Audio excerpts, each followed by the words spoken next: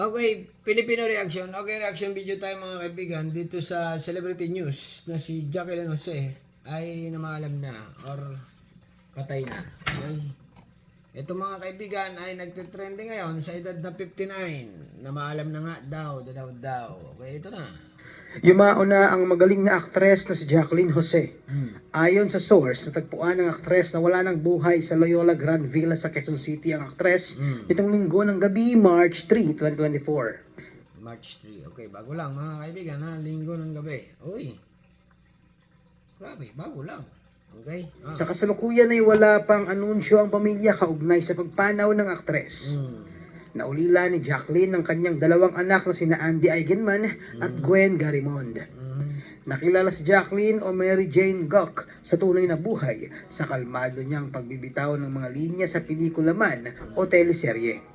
Ilan sa mga role niyang sumikat siya ng gampanan si Magda sa Mula sa Puso ng ABS-CBN kasama sina Claudine Barreto, Rico Yan, Dieter Ocampo at Princess Punzalan. Huling napanood si Jacqueline sa teleserye na FPJ's Batang Quiapo. Ay, oo nga mga kaibigan. Okay, ito si Jacqueline Jose ay siya yung warden ng Batang Quiapo. Napakagaling. Kaya lang, yung napanood kong huling episode nila, ito na yung nasa nagkarayot. Okay?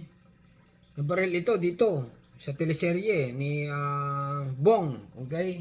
Siyempre, nanonood din. Pabuhin siya minsan ng Batang Quiapo. Tapos, dinala ito sa ospital. Ngayon, nung dinala sa ospital, buhay. Kaya lang, ngayon nga, pero balik tayo dito sa real life. Okay? Jacqueline Jose, pumanaw na sa edad na 59, bata pa. Okay? Ano kaya ang, nito? Ano kaya kinamatay nito? Na pinagbibidahan ni Coco Martin. Ganon na ko. Ay, Diyos mo. Isa pa nga. Tunay kaya ito. Ito ay isang isa pa nga kung tunay. Carbon neutral. Ano po, may commercial. Softer. Royale Ulit ko Velour mga kaibigan, reaction video lang ito sa pagpanaw ni Jacqueline Ito Jose. ang balita ngayon. Ito pa ha. Okay, Jacqueline Jose, pumanaw na talaga na ngayon lang sa edad na 59. Ngayon sa mundo ng social media ang balitang ito. Jacqueline Jose, pumanaw na ngayon lang sa edad na 59. Kaya tutok na. Pero bago iyan ay kung bago ka pa lang sa ating channel, ay huwag kalimutan. Talaga naman ng mga vlogger. Karamihan kasi ng mga vlogger ay yung iba dyan nagtatrabaho sa mga celebrity. Okay? Mga paparazzi. Okay? Kaya mabilis ito mga kaibigan. Mabilis na kumakalat. Ha? Jacqueline Jose pumanaw na. Maliwanag mga kaibigan na pumanaw na, ibig sabihin ay namaalam na or patay na. Okay, kaya ganang salita. Okay, ito na. Continue pa. Ang mag-subscribe. So eto na nga. Naglantang ang mundo ng showbiz world ngayon sa balitang biglaang pagpanaw ng batikang aktres na si Jacqueline Jose ngayon lang sa edad na 59 anyos. Sa ngayon ay wala pang kumpirmasyon kaugnay sa sanhi ng kanyang biglaang pagpanaw nang matagpuan itong wala ng buhay sa Loyola's Grand Villa sa Quezon City. Nako, sigurado pag ganyan. Marami na naman lalabas nito kasi nga kung ma-remember niyo mga kaibigan, kung hindi malamang dahilan kung anong sanhi ng pagpanaw ay baka matulad ito kay Juan. Maraming lalabas kung sino mamaya may suspect na. Okay? Pero ang iba na panood kong balita ay ito daw ay parang inatake yata, binangungot ganun. Basta na lang nawala.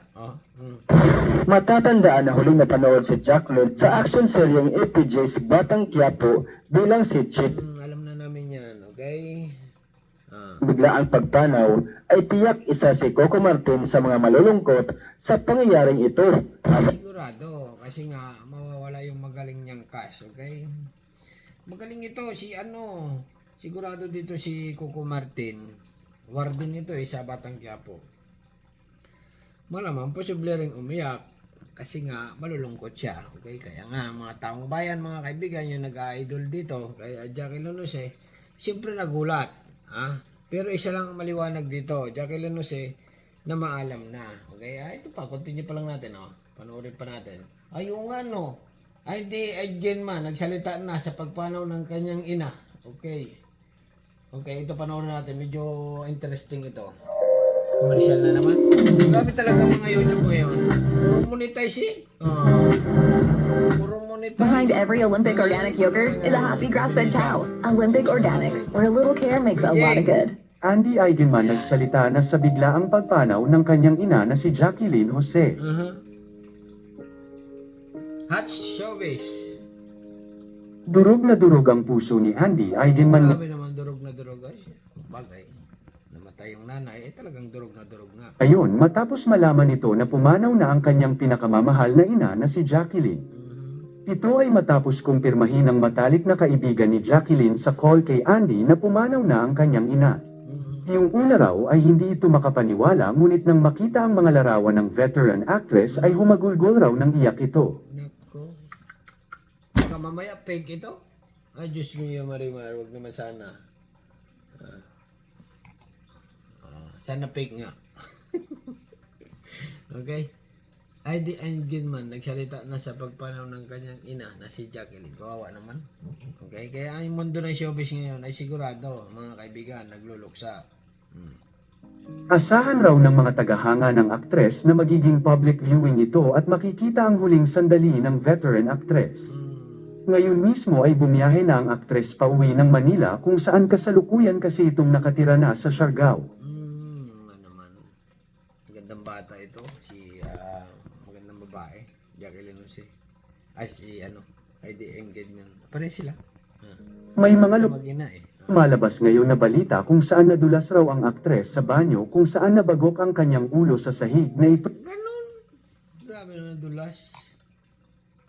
Bagay, may mga nangyayaring ganyan. Ito na ang sanhi ng biglaang pagpanaw nito. Ang nakakalungkot pa dito ay walang kasama si Jacqueline sa kanyang bahay sa Quezon City dahil mag-isa na lang itong naninirahan dahil matagal nang ginagawa ito ng aktres dahil ayaw niya raw na may kasama sa bahay. Naku, ganun. Yan mahirap mga kaibigan, okay? May edad na, okay? May edad na, 59, walang kasama sa bahay. Pangit yung ganun, okay? Dapat may kasama, pero gusto niya yan, wala tayong magagawa. Continue lang ha. Ngunit hindi pa malinaw kung nabagok nga ang aktres o may foul play ang nangyari sa kanyang pagpanaw. Nako, dito nasisingit yung mga vlogger na magagaling. Sabihin nila, may suspect na naman. Kaya't masusing iniimbestigahan ang pagpanaw nito.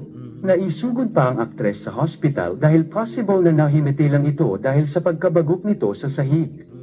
Ngunit this time raw ay hindi muna sasabihin ang sanhi ng pagpanaw nito hanggat hindi pa malinaw sa QCPD Police ang sanhi ng kanyang pamamaalam. Kung matatandaan, meron naging tampuhan si Andy Eigenman noon at ang kanyang mama na si Jacqueline halos 3 taon din silang hindi nag-usap at nagkasama. Nako. Sinabi kasi ni Jacqueline noon na bakit sa Siargao nito gustong manirahan at hindi sa Manila. Dahil kinalimutan kasi ni Andy ang pagiging artista na gusto ng kanyang ina para sa kanya na sundan ang mga yapak nito. Hindi mo rin masisisi nga ito si Andy Engelman ito. Kasi nga, love na love niya yung kanyang asawa ngayon. Ngunit nagkabati na ang mag-ina at natanggap ni Jacqueline ang simpleng buhay ni Andy sa Siargao kasama ang kanyang mga anak at asawa na si Filma. Antabayanan lang natin ang mga susunod na pangyayari sa nakakagulat na pagpanaw ni Jacqueline Jose. Nako, yun ang mga kaibigan na. Inulit ko, reaction video lang ito. Dito kay Jacqueline Jose na yun ang na maalam na. Okay, bahala na kayo mga kaibigan. Ano masasabi nyo? Okay, hanggang dito na lang at comment lang, subscribe, and thank you very much. Bye-bye.